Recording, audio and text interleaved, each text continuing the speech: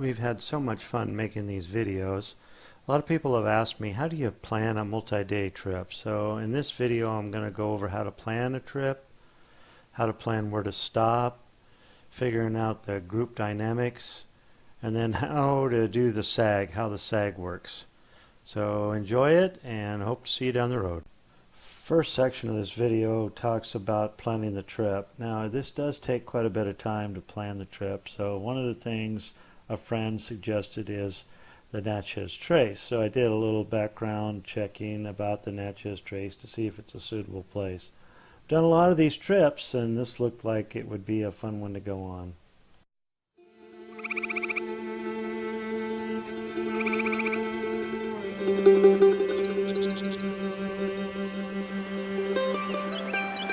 It's not like any other road in America. There's a lot of scenic roads in America, most of which are never going to be national parks.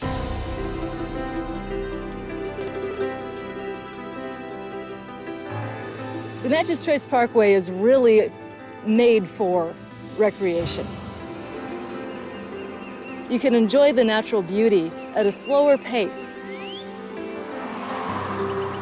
The experience of driving on the Natchez Trace versus driving the normal highways is the natural beauty.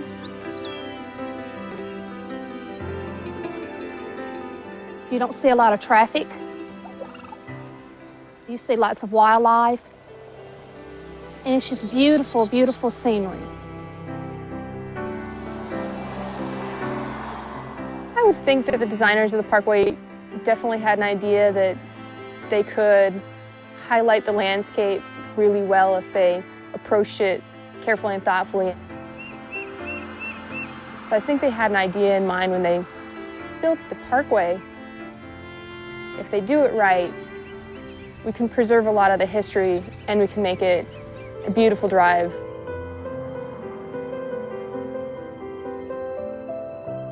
It's refreshing, it's calming, it slows you down.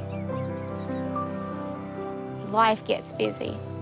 And this is one place where you can come and you can take a nice slow drive down the trace. You can enjoy it.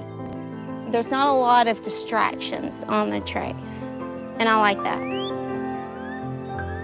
The Parkway is actually a fantastic place not just to drive, but to get out of your car and explore. There are small, short little half-mile trails that you can walk all up and down the Parkway with something different at each trail.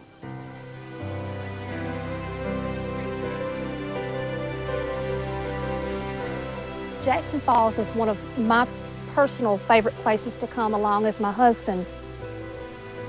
The children love to come here. And this is a personal favorite of mine because this is where my husband proposed to me.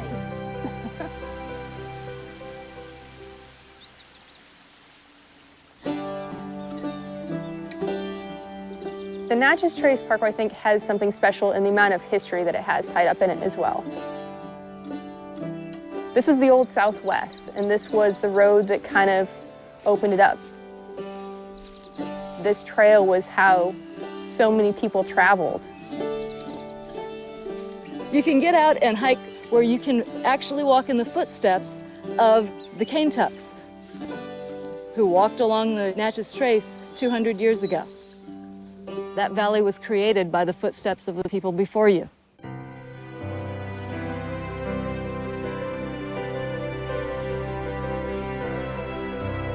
We have 65 miles of National Scenic Trail. You can do that on your own 2 feet, or many of those trails are available for horses. We have people who take their bikes up and down the Parkway every year, thousands of them.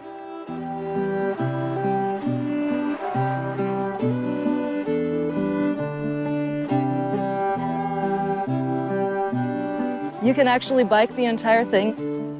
We have areas set aside specifically for bikes to camp.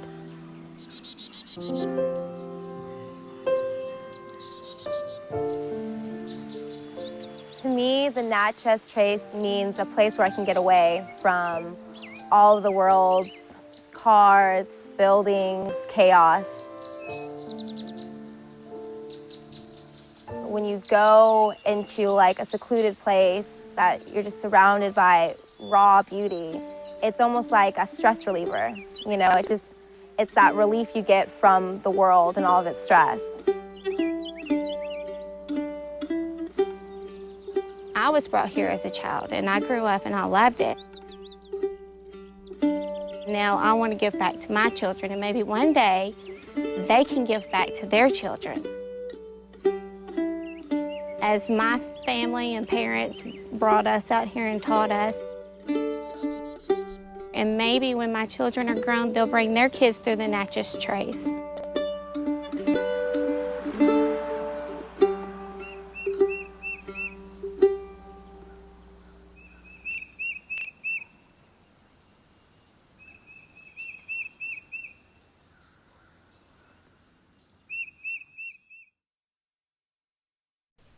Okay, I've decided I'm going to do the Natchez Trace. Pretty cool video, got me all inspired to go ahead and do this and build a trip. So the next thing I do is go online, do some Natchez Trace bike tours, and see who's doing tours out there.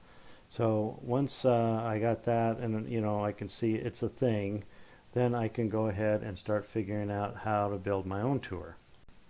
Once I do that, I go to Map My Ride and map it out, because driving it and riding it are two different things. I want to know how hilly it is and where the hills are in the route. So now I've got my map, I've got my elevation, and I can go on to the next phase. The next phase of planning is trying to figure out where to stop. You're going to have a multi-day ride.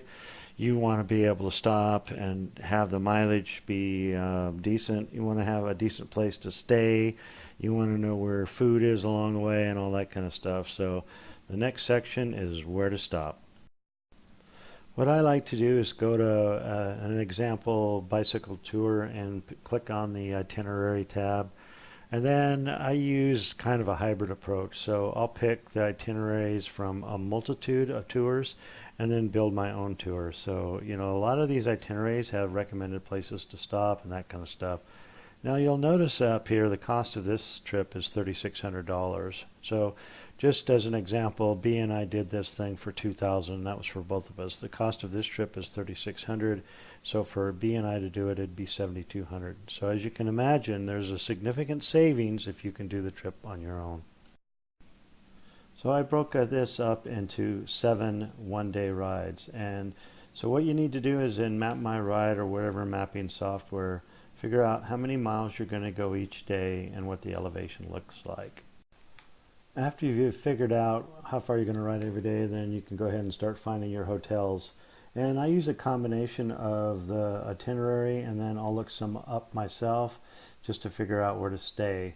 And this is kind of be tricky because some people want higher end stuff than others. But one thing about going on a bike trip, you better be willing to stay wherever you can stay. You don't want to be too far off the route. So your output should look something like this: one page, how far you're going to go, where you're going to stay, and how much it's going to cost. All right, now we have our bike trip planned. We know where we're going to stay. The next section is group dynamics and how to train. Group dynamics and how to train is our next section.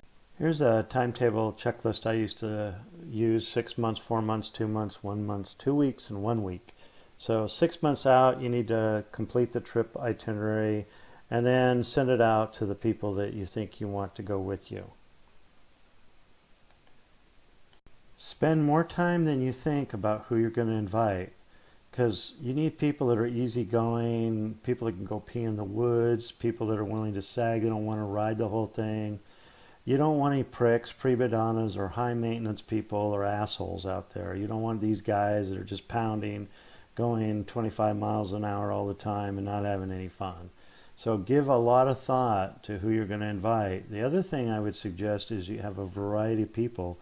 It's okay to bring wives that don't ride at all, because we want that in case they're interested in sagging. So it's okay to bring couples where only one of them rides and the other one doesn't. So be concerned about who you invite. Take a lot of time. Really think it over. Here's a timetable checklist for if you're going to lead a ride. Limit the participants to 8, 6 months before the trip. 4 months, make your reservations at your hotels. Don't make reservations because a lot of people, for anybody else, because a lot of people are like, oh yeah, I really want to go, and then they don't make reservations because they're not committed. 2 months, make sure you get commitment from the team. I like to limit the trip, like I said, to 8, so you only end up with 2 SAG vehicles. 1 month before the trip, have a group meeting. Introduce everyone, get a feel for how many miles people want to do, when they want to SAG, all that kind of stuff. 2 weeks before the trip, I always like to have a second meeting, kind of go over that kind of stuff, explain how the bag and bike box works, review SAG, who's going to drive and when, and then 1 week kind of circle back, and that's the last one you're going to have, making sure everybody's okay, where you're going to meet, where you're going to drive from, where you're going to get there, and all that kind of stuff. People could be coming in from different places, so sometimes you have to do those by Skype, those meetings, but those meetings are essential. At least for me, I always make sure I do them. A lot of people like to train. I built this little spreadsheet. You put in your miles, you put the date you're going to do the miles, and then you go ahead and hit enter, and then it calculates how many miles a day you should train for a trip.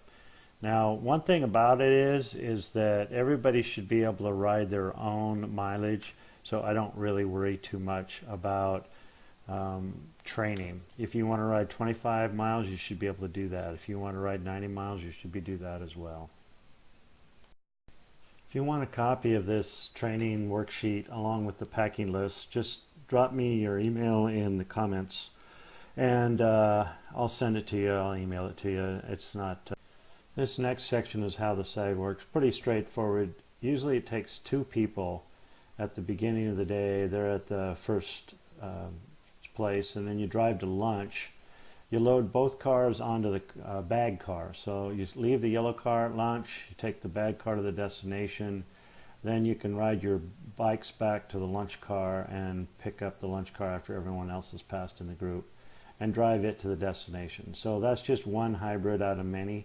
So I'm sure you guys will start figuring it out as you go. Maybe one person drives part way and the other person picks up the lunch car. And we've done it a million different ways, but that's kind of our basic template.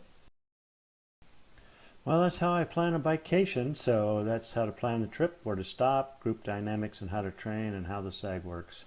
So enter some comments. If you have any questions, I'll be happy to answer them. Keep spinning. See you down the road.